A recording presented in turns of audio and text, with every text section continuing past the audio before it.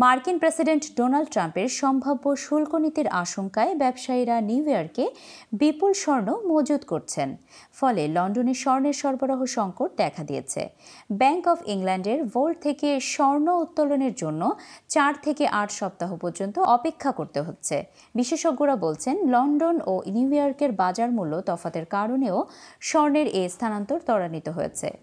Financial Times এক প্রতিবেদনে এই খবর জানিয়েছে। প্রতিবেদনে বলা হয়, নিউ ইয়র্কে স্বর্ণ মজুতের উস্ফলনের কারণে লন্ডনে স্বর্ণের সরবরাহ সংকট দেখা দিয়েছে। এরই মধ্যে ব্যবসায়ীরা সম্ভাব্য আমদানি শুল্ক আরোপের আশঙ্কায় নিউ ইয়র্কে $82 বিলিয়ন সমমূল্যের স্বর্ণ সংরক্ষণ করেছেন।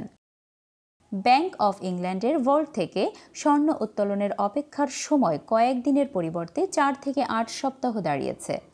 এই বিষয়ে সংশ্লিষ্ট সূত্র বলছে, ব্যাংকটি চাহিদা মেটাতে হিমশিম খাচ্ছে। ব্যাংক অফ ইংল্যান্ড এই বিষয়ে মন্তব্য করতে অস্বীকৃতি জানিয়েছে। একজন শিল্প নির্বাহী জানান, নিউ ইয়র্কে বিপুল স্বর্ণ পাঠানো হয়েছে আর বাকিটা লন্ডনে অপেক্ষারত অবস্থায় রয়েছে। এর ফলে লন্ডনের বাজারে তারল্য কমে গেছে।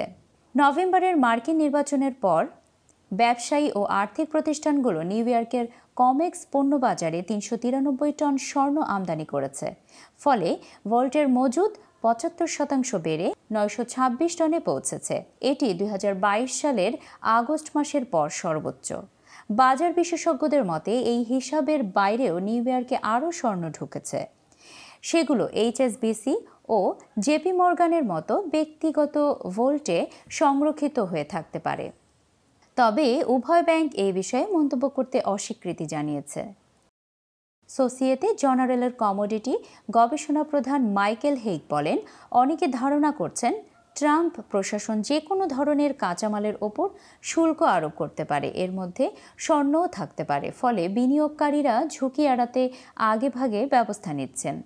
নিউ ইয়র্কের ফিউচার বাজারে স্বর্ণের দাম লন্ডনের স্পট মার্কেটের তুলনায় বেশি হওয়ায় ব্যবসায়ীরা আটলান্টিকের ওপার থেকে স্বর্ণ সংগ্রহ করছেন।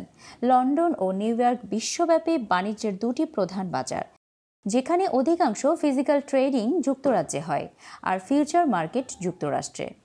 স্বর্ণের দাম চলতি বছরে 5% বেড়ে বর্তমানে প্রতি ট্রয় আউন্স $2,790 কাছাকাছি রয়েছে, যা সর্বোচ্চ রেকর্ডের মাত্র $30 কম।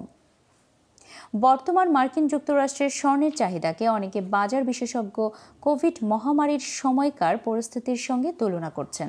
সেই সময় লকডাউন ও স্বর্ণের সরবরাহ নিয়ে অনিশ্চয়তার কারণে কমেক্সে স্বর্ণ মজুদ ব্যাপকভাবে বেড়েছিল।